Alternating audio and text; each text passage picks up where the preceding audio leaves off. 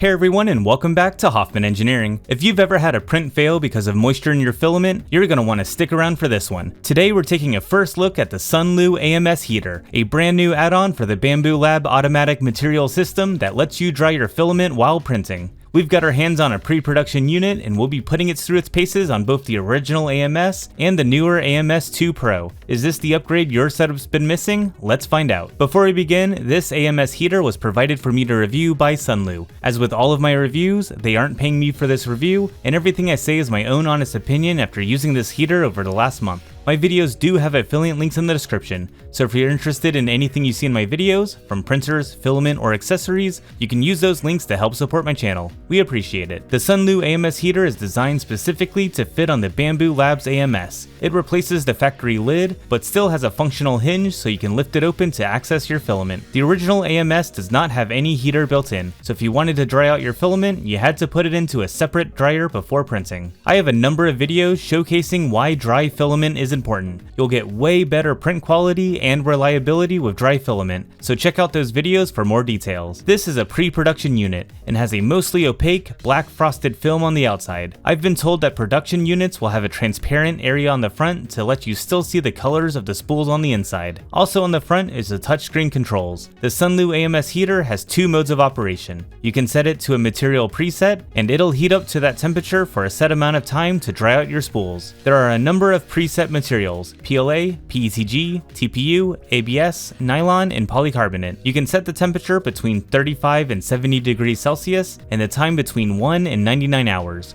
You can also switch to Fahrenheit if desired. And the second mode is relative humidity, RH mode. In this mode, when the relative humidity inside reaches a set percentage between 25 and 50%, the heater will automatically turn on until the RH drops below 20%. Then it turns off and waits for the humidity to rise again. This will keep your filament nice and dry for an indefinite amount of time. The heating is performed by two separate heating units inside. We can see the two fans, which blow air through separate heating units, exhausting it around the tops of the spools to circulate it inside of the AMS. Those heaters are placed between slots 1 and 2 and slots 3 and 4, so no single spool will get overheated. This pre-production unit has a transparent heater to showcase the internals, but I was told that it'll be more opaque in the final version. Flipping around to the top, we can see the manual slider to open and close the vents. You can open it during initial drying to help vent away the moisture, and then close it to prevent moisture from getting back in. Around the back, we see the power cable and main power switch. So let's get this installed. I visited my friends, the Corvette dads Skip and Chuck from Midlife Garage, and they let me use their Bambu Labs X1 Carbon to test with. They are a certified hoot and a holler, so if you are interested in cars, boats, and having a great time, then go subscribe to them. They have some awesome projects in the works. Back to the printers, we have both a first generation AMS and the second generation AMS 2 Pro to test with. Installation is easy. Using the included Allen wrench to unscrew the factory hinges and then lift the lid off. Then place the Sunlu AMS heater on top and screw on its hinges. And that's it, installation complete. With the original AMS, it fits nicely in the groove around the top and seals pretty good. However, it turns out that the AMS 2 Pro is physically wider than the original AMS, as discovered by the Midlife Garage guys. Thanks guys. 14 and 3/16 inches for the 2 Pro, compared to 14 inches with the original AMS. This difference in width means that the Sunlu AMS heater does not fit properly on the AMS 2 Pro. It doesn't fit into the groove and it rests on the latches. Some of Sunlu's initial marketing mentioned it working with the AMS 2 Pro, but that seems to have been removed from the website now, which makes sense. This is specifically for the first generation AMS. So let's load in a bunch of filament and turn it on.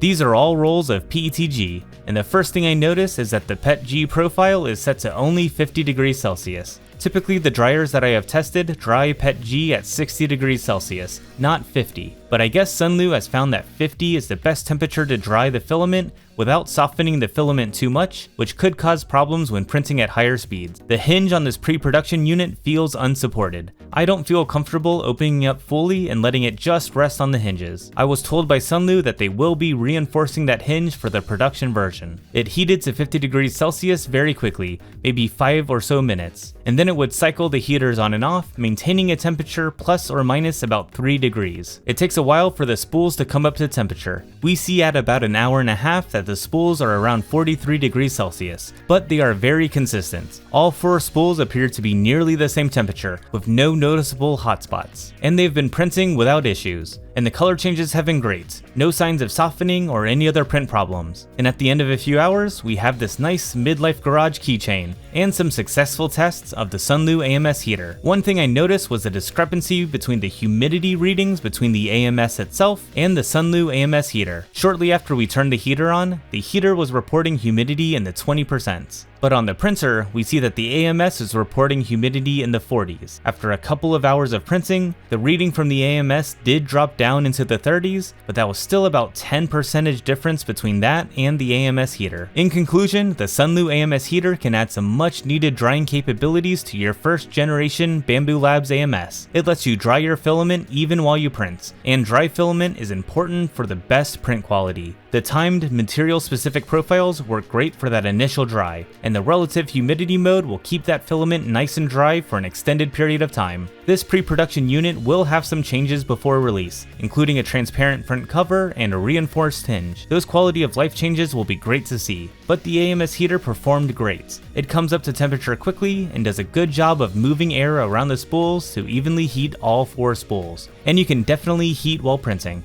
And I had no issues with multicolored prints while heating. The Sunlu AMS heater is currently on pre-order for $109 at the time of recording. You can save a few bucks by ordering 2, 5, or 10 units at a time if you have multiple AMS units to retrofit. Sunlu is aiming to ship the first batch of orders mid-October, with the second batch shipping mid-November.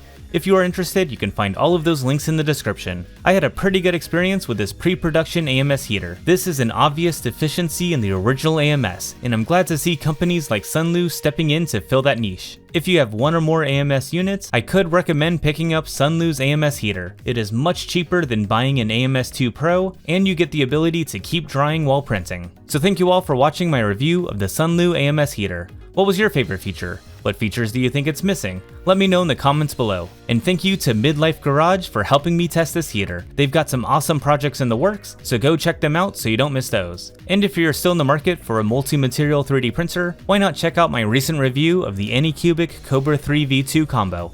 It's a multi-material system that comes with a heater as a standard feature. It might be just what you are looking for. So thank you all for watching, and I'll see you all next time.